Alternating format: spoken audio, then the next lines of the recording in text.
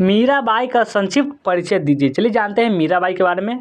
गिरधर गोपाल के भक्ति मीराबाई का मध्यकालीन संतों में विशेष स्थान है। उसने भक्ति की जो मंदाकिनी यानी गंगा अपने हृदय से निकाली, कविताओं द्वारा प्रवाहित की। उसने केवल राजस्थान की मरुभूमि ही नहीं अपितु सारे उत्तरी भारत को रसमग्न कर दिया। और मीराबाई का जन्म लगभग 1516 ईस्वी में राजस्थान के मेरता परगने के कुर्की या चौकड़ी गांव में हुआ था। मीरा जोधपुर से शासक रतन सिंह राठौर की पुत्री थी। मीरा अभी 4 से 5 वर्ष की थी कि उसकी माता का देहांत हो गया। उसका पालन पोषण उसके दादा ने किया। अपने दादा के धार्मिक विचारों से मीरा बहुत प्रभावित हुई। 18 वर्ष की आयु में मीरा का विवाह मेवाड़ के महाराणा संग्राम के सिंह के बड़े पुत्र भोजराज से कर दिया गया। लेकिन मीरा का वैवाहिक जीवन बहुत संक्षिप्त था। विवाह के लगभग 1 वर्ष बाद ही उसके पति की मृत्यु हो गई।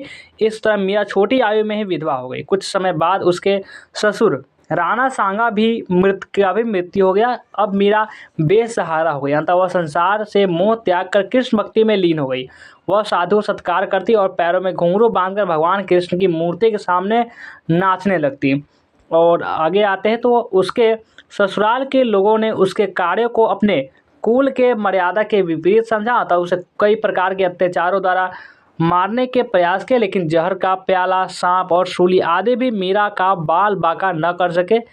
इस विषय में मीरा ने स्वयं कहा कि मीरा मारी न मरूं मेरे राखनहार। और इससे उसकी भक्ति भावना और बढ़ गई, लेकिन अत्याचार भी बढ़ते जा रहे थे।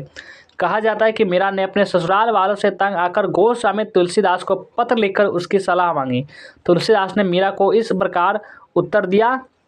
किस प्रकार उत्तर दिया चलिए जानते हैं कि जाके प्रिय न राम वैदेही ताजिए ताहि कोटि वैरी सम त्यथपि परम स्नेह। यानी कि इस उत्तर को पाकर मीरा ने घर बार छोड़ दिया और वह वृंदावन चली गई। वहाँ कुछ समय रहने के बाद मीरा द्वारिका चली गई। कहा जाता है कि मीरा को द्वारिका से लाने के लिए उनके ससुराल तथा मायका दोनों स्थानों से ब्राह्मण आए, लेकिन वह नहीं गई। द्वारिका में ही 1574 ईस्वी में मीराबाई का देहांत हो गया।